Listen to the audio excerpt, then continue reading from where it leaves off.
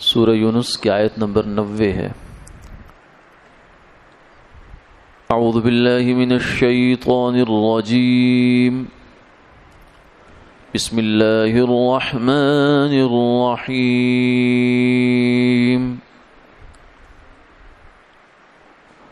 وجاوزنا ببنی اسرائیل البحر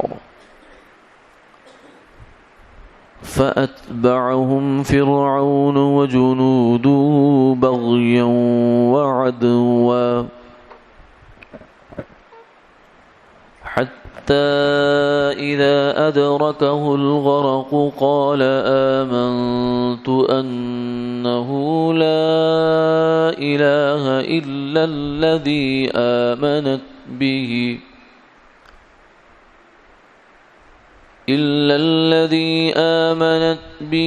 بنو إسرائيل وأنا من المسلمين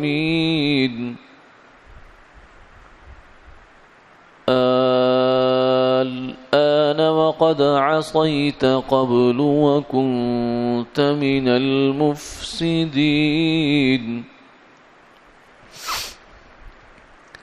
فاليوم ننجيك ببدنك لتكون لمن خلفك آية وإن كثيرا من الناس عن آياتنا لغافلون صدق اللہ العظیم۔ اور پار کر دیا ہم نے بنی اسرائیل کو دریا سے، پھر پیچھا کیا ان کا فرعون نے اور اس کے لشکر نے شرارت اور سرکشی سے،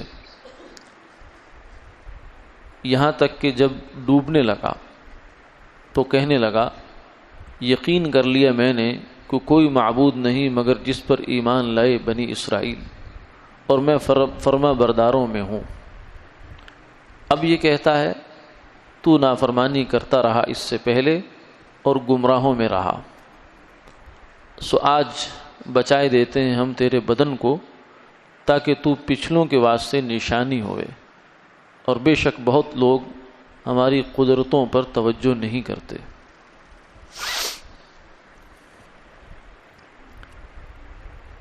ان آیات مبارکہ میں بنی اسرائیل کا مصر سے نکل کر نجات پانا اور فرعون کا غرق ہونا اور پھر اس کے ایمان لانے کا تذکرہ ہے، اور پھر اس کے بدن کی جو نجات کا وعدہ ہے اس کا تذکرہ ہے۔ بنی اسرائیل کی نجات اور خلاصی کی دعا تو موسیٰ علیہ السلام نے بہت عرصہ پہلے مانگی تھی، اللہ نے وہ قبول کی۔ اس کا جب یہ وقت آیا تو قرآن پاک میں مختلف جگہوں پر یہ واقعہ بیان ہوا ہے۔ وَأَوْحَيْنَا إِلَى مُوسَىٰ أَنْ أَسْرِ بِعِبَادِي لَيْلًا إِنَّكُمْ مُتَّبَعُونَ، فرمایا کہ ہم نے موسیٰ علیہ السلام کو یہ وحی کی کہ میرے بندوں کو راتوں رات لے کر نکل جاؤ۔ موسیٰ علیہ السلام اس سے پہلے ایک واقعہ ہو چکا تھا ان کی زندگی میں، جب جوان ہوئے وہ تو انہوں نے کسی واقعے میں ایک قبطی کو پہلے مار دیا، ایک بنی اسرائیلی اور ایک قبطی جو ہے، قبطی مصر کے اصل لوگ تھے، بنی اسرائیل تو باہر سے گئے تھے، تو ان کی آپس میں لڑائی ہو رہی تھی، ان کو چھڑانے کے لیے انہوں نے قبطی کو مکہ مارا جس سے وہ مر گیا۔ بہرحال اس واقعے کی وجہ سے ان کو مصر چھوڑ کر نکلنا پڑا، فرعون ان کے مارنے کے در پہ ہو گیا، تو وہ نکل کر مدین چلے گئے۔ وہاں جا کر انہوں نے بکریاں چرائی اور 8-10 سال کا جو عرصہ ہے وہ انہوں نے وہاں گزارا۔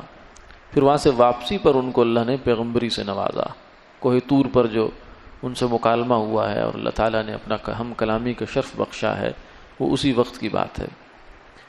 تو موسیٰ علیہ السلام یہ راستہ تو جانتے تھے، اگر جغرافیہ میں دنیا کے نقشے پر آدمی نظر کرے تو مصر جو ہے یہ افریقہ کے بر اعظم میں ہے، اور یہ مدین یہ اس طرف ایشیا حجاز کی طرف بنتا ہے، شام کی طرف۔ تو موسیٰ علیہ السلام یہ چاہ رہے تھے کہ ہم مصر سے نکل کر مدین یا آگے ان بستیوں میں چلے جائیں گے تو ہم نجات پا جائیں گے فرعون سے۔ اور یہ راستہ خشکی کا تھا، جس راستے پہ اب نہر سویز بنی ہے، یہ دو سمندروں کو ملاتی ہے آپس میں، ادھر یورپ والا سمندر اور یہ ادھر جو بحر احمر ہے، بحیرہ احمر کہتے ہیں اس کو، یہ والا سمندر۔ یہ بیچ میں کئی میل کی ایک پٹی ہے جس سے دو بر اعظم آپس میں جڑے ہوئے ہیں۔ یہ نہر بعد میں بنائی گئی، اس سے پہلے یہ جگہ ہموار تھی، تو پہلے آنے جانے کے لیے یہی رستہ استعمال ہوتا تھا۔ موسیٰ علیہ السلام جب اپنی قوم کو لے کر نکلے تو چونکہ راتوں رات نکلے تھے اور اللہ تعالیٰ نے آگے ایک اپنا قدرت کا اظہار کرنا تھا، اس لیے بجائے اس کے کہ وہ اس راستے پہ نکلتے، وہ راستہ بھول گئے اور ایک ایسی جگہ جا پہنچے کہ جہاں اب آگے سمندر تھا، یعنی بحیرہ احمر ہے۔ اب قوم پریشان، کہنے لگے انا لمدرکون، قال اصحاب موسیٰ انا لمدرکون، اے موسیٰ آپ نے ہمیں مروا دیا، کیونکہ پیچھے فرعون کی فوج ہے، آگے سمندر کی موج ہے، اب تو موت ہے اور کچھ بھی نہیں، اور اب جی ہمیں اگر پکڑ کر لے جائیں گے تو ہمارے اوپر وہ ظلم کریں گے کہ جس کی انتہا نہیں ہے کوئی، ہم تو کسی طرف کے نہ رہے۔ قال کلا ان معی ربی سیہدین، فرمایا ہرگز نہیں، ایسا نہیں ہوگا، میرا رب میرے ساتھ ہے، وہ کوئی راستہ نکالے گا۔ تو پھر اللہ تعالیٰ نے حکم دیا، کیونکہ راتوں رات فرعون کو خبر تو ہو گئی کہ بنی اسرائیل نکل گئے، اب انہوں نے پیچھے سے فوج دوڑائی اور پکڑنے کی کوشش کی، فرعون بھی اس کے اندر موجود تھا۔ تو اللہ تعالیٰ نے موسیٰ علیہ السلام کو حکم دیا کہ عصا ماریں اپنا سمندر پر۔ عام طور سے لوگ یہ سمجھتے ہیں کہ فرعون یا لوگ جو ہے نا یہ دریائے نیل میں غرق ہوئے، دریائے نیل میں نہیں، یہ سمندر میں غرق ہوئے۔ تو موسیٰ علیہ السلام نے جب عصا مارا ہے تو اس کے اندر سے راستے بن گئے، 12 راستے، 12 قبیلوں کے لیے 12 راستے بن گئے، خشک راستے، سمندر کا پانی بالکل ایسے ٹھہر کے جیسے دیوار ہوتی ہے۔ بنی اسرائیل کو حکم ہوا کہ تم اس میں سے نکل جاؤ۔ چنانچہ جب بنی اسرائیل نکل گئے تب فرعون جب وہاں پہنچا تو اس نے کہا دیکھو اپنی قوم سے کہتا ہے کہ میں نے تمہارے لیے راستہ بنا دیا، اب چلو تم بھی پیچھے پیچھے۔ چنانچہ یہ لوگ بھی پیچھے پیچھے چل دیے۔ جب یہ بالکل پہنچ گئے سمندر کے اندر ساری فوج، تو اللہ نے سمندر کو حکم دیا وہ اپنی پرانی حالت پہ واپس، تو ساری جو اس کا لشکر ہے فرعون کا سب غرق۔ اس موقع پر جب یہ ڈوب رہا تھا، حتی اذا ادرکہ الغرق، یہ قرآن کہتا ہے کہ بالکل غرق جب اس کے سامنے آ گئی، موت آنکھوں کے سامنے آ گئی، تو کہتا آمنت انہ لا الہ، میں ایمان لایا کہ اس خدا کے سوا کوئی خدا نہیں، یعنی اب اس کو اپنی خدائی بھول گئی۔ پہلے کہتا تھا انا ربکم الاعلی، میں تمہارا سب سے جو سپیریئر گاڈ ہوں نا، میں ہوں، سب سے بڑا خدا میں ہوں، لیکن جب اپنی جان پہ بنی تو پھر سب بھول گئی۔ اس کا مطلب یہ ہے کہ خدا کا انکار یا اپنی خدائی کا دعویٰ، اصل میں خدا کا انکار اپنی خدائی کا دعویٰ ہوتا ہے۔ جو آدمی کہتا ہے نا خدا نہیں ہے، اس کا مطلب میں خود خدا ہوں، یعنی مجھے کسی نے پیدا نہیں کیا، میں کسی کے آگے جواب داری نہیں رکھتا، یہ خود بخود آیا ہوں۔ تو خدا تو وہ ہے جو خود بخود آئے، وہ تو خدا ہے۔ تو یہ سارا مستی کا کھیل ہوتا ہے، جب آدمی کو پکڑ آتی ہے، زلزلہ آ جائے یا کوئی ایسی چیز آ جائے تو سب کچھ بھول جاتا ہے آدمی کو۔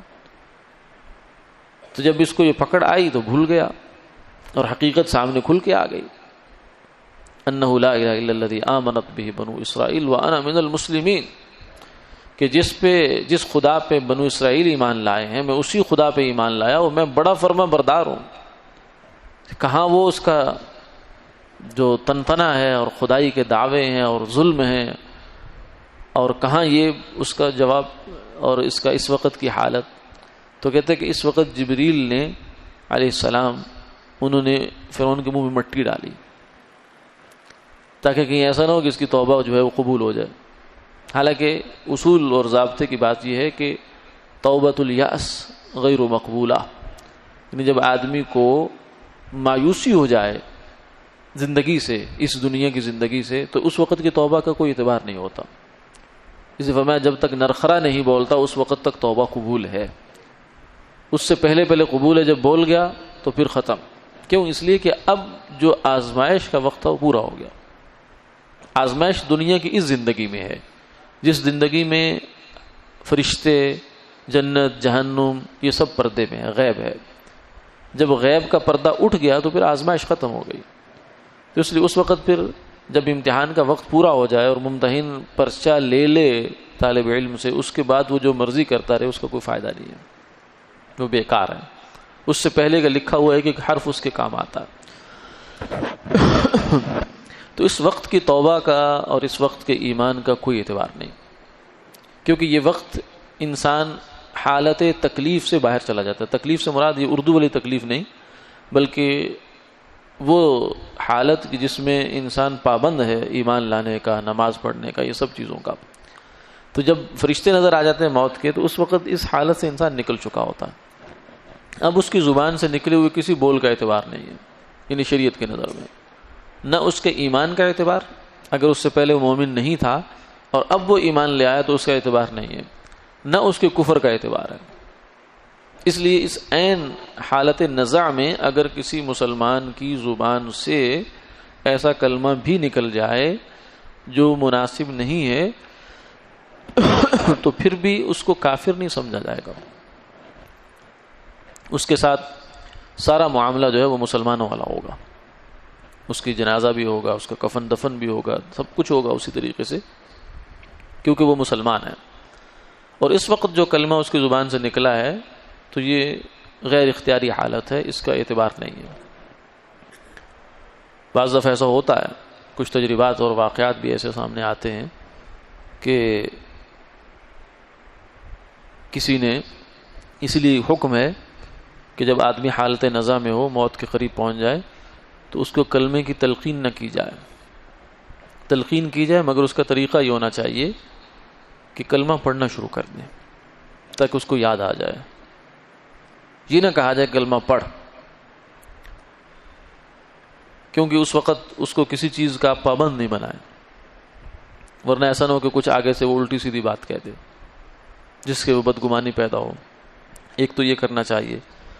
دوسرا یہ کہ ایسی حالت میں کچھ بھی ہو تو اس کا چرچا ورچا نہیں کرنا چاہیے، کیونکہ یہ اللہ کا اور بندے کا معاملہ ہے، کیا ہو رہا ہے. جیسے معلوم منقول ہے کہ کسی بزرگ کے بارے میں آتا ہے کہ وہ وقت نزع کو پہنچے تو لوگ انہیں کلمے کی تلقین کر رہے، وہ کہتے تھے نہیں نہیں نہیں. لوگ کہتے کلمہ پڑھو، کہتے نہیں نہیں. اب بظاہر تو سوال اور جواب بھی بن رہا ہے کہ کلمے سے انکار ہے، نعوذ باللہ. لیکن جب وہ اس خاص کیفیت سے باہر آئے، واپس ہوش میں آئے، کیونکہ ایسا بھی ہو جاتا ہے بعض دفعہ آدمی بالکل موت کے قریب ہاتھ لگا کے واپس آتا ہے.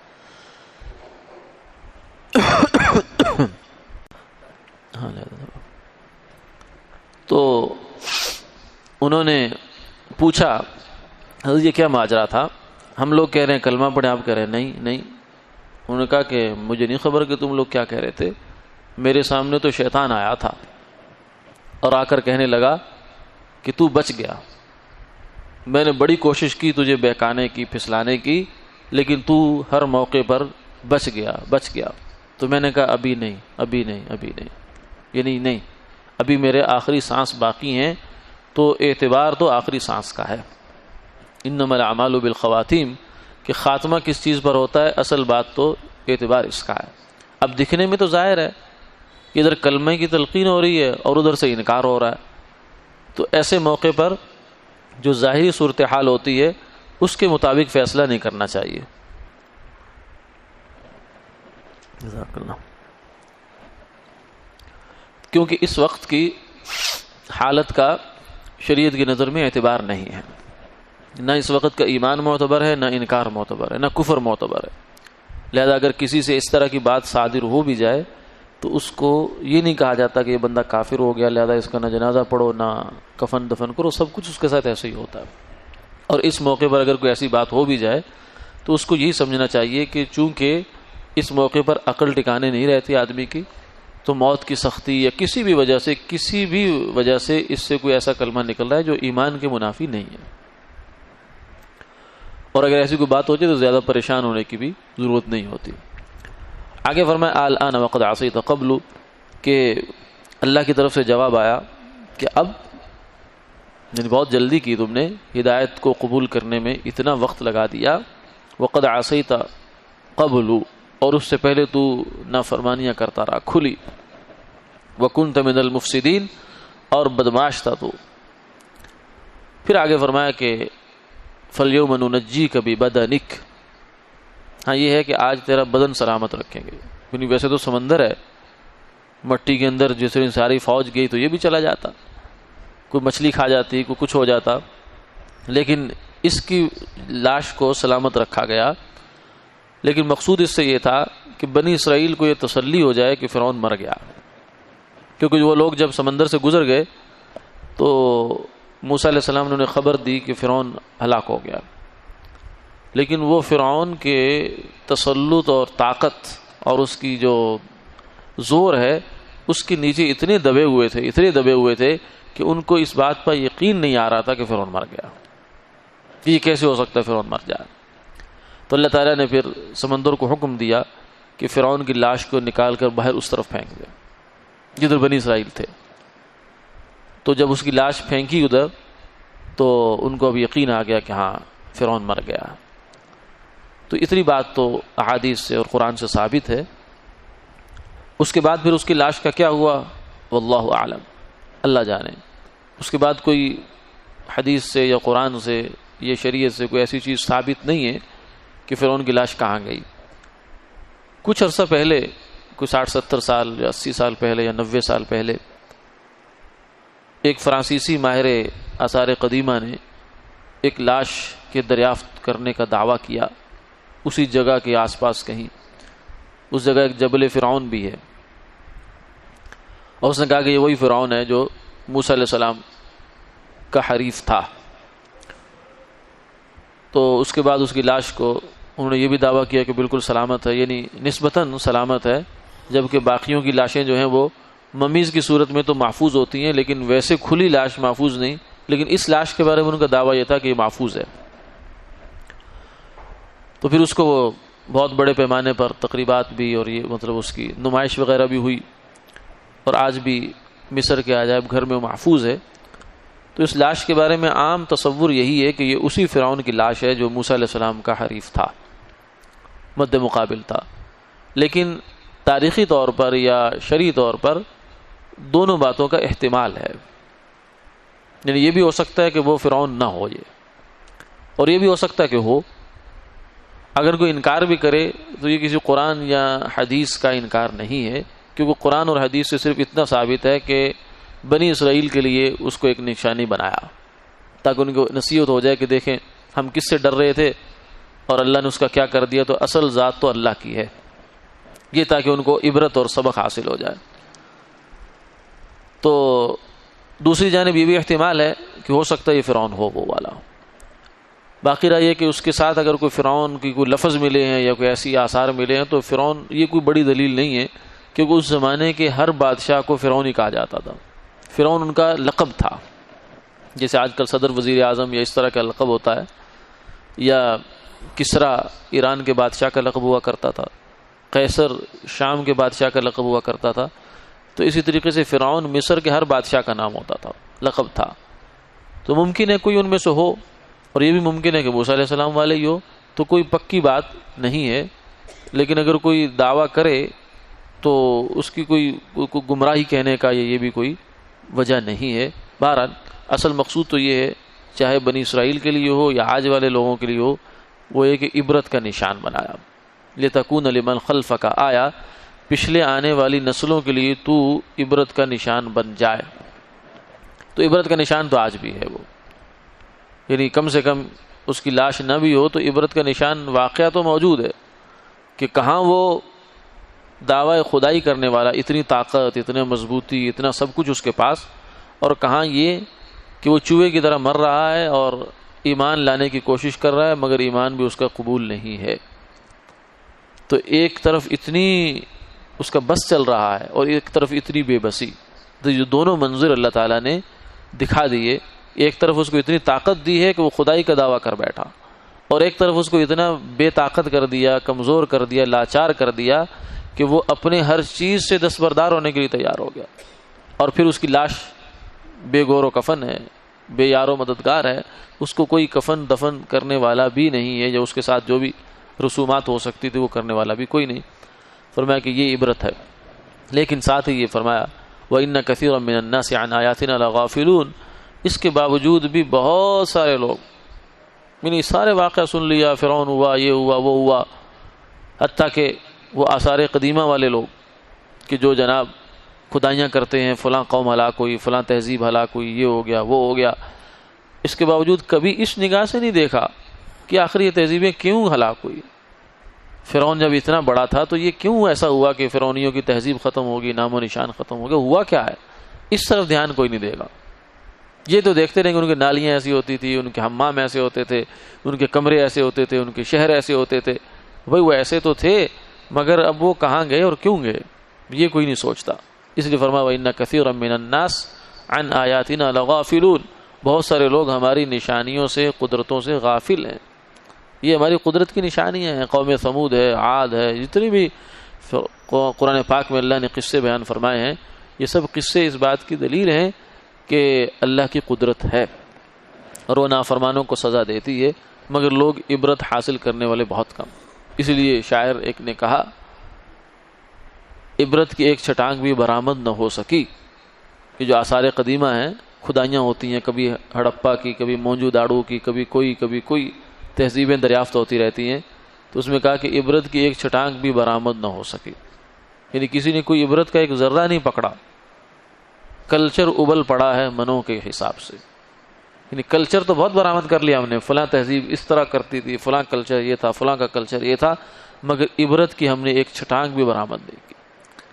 تو یہ اللہ بھی یہی فرما رہے وَإِنَّ كَثِيرًا مِّنَ النَّاسِ عَنْ آيَاتِنَا لَغَافِلُونَ، کہ بہت سارے لوگ ہماری نشانیوں سے غافل ہیں، لیکن کثیر کا قلیل ایسے بھی ہیں کہ جو ان چیزوں پر دھیان دیتے ہیں، غور کرتے ہیں، پھر اپنے لیے زندگی کا ایک راہ عمل طے کرتے ہیں۔ وآخر دعوانا الحمد للہ رب العالمین۔